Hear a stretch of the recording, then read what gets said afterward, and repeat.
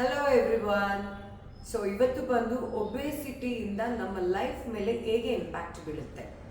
Okay, very first one ಬಂದು quality of life. ಈ quality of ಲೈಫಲ್ಲಿ ನಮ್ಮದು ವರ್ಕೌಟ್ ಮಾಡೋದು, ಫಿಸಿಕಲಿ ಮೂಮೆಂಟ್ಸ್ ಇರೋದು, ಅಥವಾ ಬೇರೆ ರೀತಿ ನಾವು ನಿದ್ದೆ ಮಾಡೋದು, ಎದ್ದೋಳೋದು, ಇದೆಲ್ಲ ಚೇಂಜಸ್ ಆಗುತ್ತೆ. ಅದಾದಮೇಲೆ ಬಂದು ಸೆಕೆಂಡ್ ಒನ್ ಬಂದು ಮೆಂಟಲ್ ಹೆಲ್ತ್. ಅಂದರೆ ಯಾವಾಗ ಒಬೇಸ್ಡ್ ಆಗಿರ್ತೀವೋ ಫೋಕಸ್ ಮಾಡೋದಕ್ಕೆ ತುಂಬ ಕಡಿಮೆ. ಆ ಫೋಕಸ್ ಕಡಿಮೆ ಆದಾಗ ಡಿಸಿಷನ್ ಮೇಕಿಂಗ್ ಪ್ರಾಬ್ಲಮ್ ಆಗುತ್ತೆ, ಅಥವಾ ಮೆಮರಿಯಲ್ಲಿ ಪ್ರಾಬ್ಲಮ್ ಆಗುತ್ತೆ. ಈ ಥರ ಚಾಲೆಂಜಸ್ ಆಗುತ್ತೆ.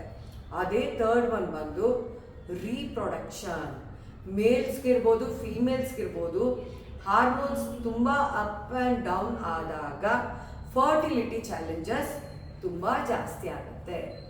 ಫೋರ್ತ್ ಒನ್ ಬಂದು ಲಾಂಜಿವಿಟಿ, ಅಂದರೆ ಲೈಫ್ ಸ್ಪ್ಯಾನ್. ಒಬೇಸಿಟಿ ಇದ್ದವ್ರಿಗೆ ಏನಾಗುತ್ತೆ, ತುಂಬ ಚಾಲೆಂಜಸ್ ಜಾಸ್ತಿ ಆಗ್ತಾ ಆಗ್ತಾ ಆಗ್ತಾ ಆಯಸ್ಸು ಬಂದು ಸೌದೋಗುತ್ತೆ, ತುಂಬ ಕಡಿಮೆ ಆಗಿಬಿಡುತ್ತೆ. ಆ್ಯಂಡ್ ಅಟ್ ಲಾಸ್ಟ್ ಬಂದು ಹೆಲ್ತ್ ಕೇರ್ ಕಾಸ್ಟ್. ಯಾವಾಗ ಒಬೇಸ್ಡ್ ಆಗಿರ್ತಾರೋ ಹೆಲ್ತ್ ಕೇರ್ ಮೇಲೆ ಡಿಫ್ರೆಂಟ್ ಪ್ರಾಬ್ಲಮ್ಸ್ ಬರ್ತಾ ಇರುತ್ತೆ. ಅದಕ್ಕೆ ಡಿಫ್ರೆಂಟ್ ಕಾಸ್ಟ್ ಇರುತ್ತೆ.